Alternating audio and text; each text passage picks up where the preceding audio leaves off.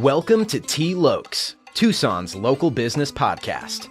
I'm your host, L. Connor McEverly, and in each episode, we embark on a journey to connect with the passionate minds behind the businesses and nonprofits that make our community thrive. Join me as I sit down with the owners, visionaries, and change-makers who pour their hearts into shaping the local landscape. We explore the challenges, triumphs, and unique journeys that define Tucson's business community. From the corner coffee shop to the innovative startups and impactful nonprofits, T. Lokes is your window into the diverse stories that make our city special. Tune in and get ready to get connected. This is T. Lokes. Hello and welcome to T. Lokes, your Tucson local business podcast. I'm L. Connor McEverly, and I will be your host as we embark on a journey to connect with the passionate minds behind the businesses and nonprofits that make our desert community thrive. Let me start by introducing myself, what I do, why I do it, and why I've created this show. And because it's just me talking, I'll try to keep it brief, though brevity has never been one of my strong suits. I am the owner and operator of L. Connor Voice, LLC, a business that provides podcast production and voiceover services that's based out of Tucson, Arizona. To try to put it in a nutshell, what I do is I help people create podcasts. I help aspiring hobbyists and business owners alike get to a point where they are producing episodes. Then, I offer audio engineering services and content management services to help keep their show going so that my clients can just have fun and record, and I'll take care of all the nasty business Wow. I'll take care of all of the background work and all of the no-fun audio stuff, though I find it enjoyable. I also offer voiceover services for anyone who's looking to get an audiobook done, anyone who's doing a documentary, an explainer video, or anyone who needs, an extra voice on a podcast. You name it, I'm there to voice it. So let me talk a little bit about myself. Me personally. Not just my business. So, I would have to say one of the most important things to know about me is that I love stories. Ever since I was a young lad, I was always pestering my parents to tell me some fantastical story whenever we were in the car, or on a hike, or on a bike. It didn't matter. I always have loved stories. And I've always loved to be a performer as well. So during my high school years, I joined theater, and I was a very passionate thespian.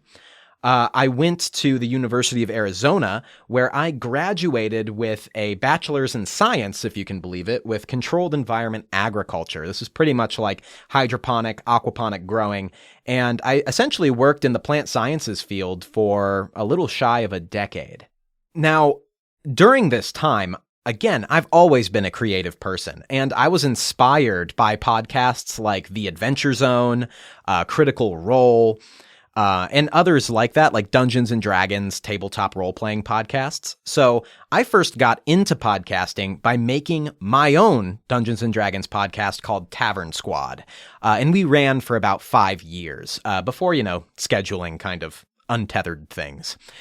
So I actually have a link to that in the episode notes if you want to check that out. But during that time, I really gained a love and an appreciation for podcasts. And after, my show ended, I felt like there was a little bit of a void. I wanted something more creative to do. And I was very fortunate that when my mother wanted to create a podcast, she reached out to me and I started helping her produce it. Now, a couple things happened. I thought I was working a job that would have been like my dream job. And, I'm sure plenty of you have had this experience where you think you're going to walk into somewhere that's awesome, and it turns out to be the complete opposite. So that was a really kind of jarring event for me, and I had to take a look at where I was in my life and what I was going to do, what I wanted, and what would help me feel more centered and give me more of a sense of purpose. So as I was helping my mom produce her podcast, I started realizing I was having a lot of fun with my side hustle. And when I got to a point where I knew that there just wasn't going to be growth for me in my previous occupation, That, while being a difficult time, was an excellent springboard. It had me look into myself and find, what do I find valuable? What will bring me purpose? And I realized that it's producing entertaining content, telling stories, and so I figured if I'm producing podcasts for, my mom, I'm sure plenty of other people would want that too.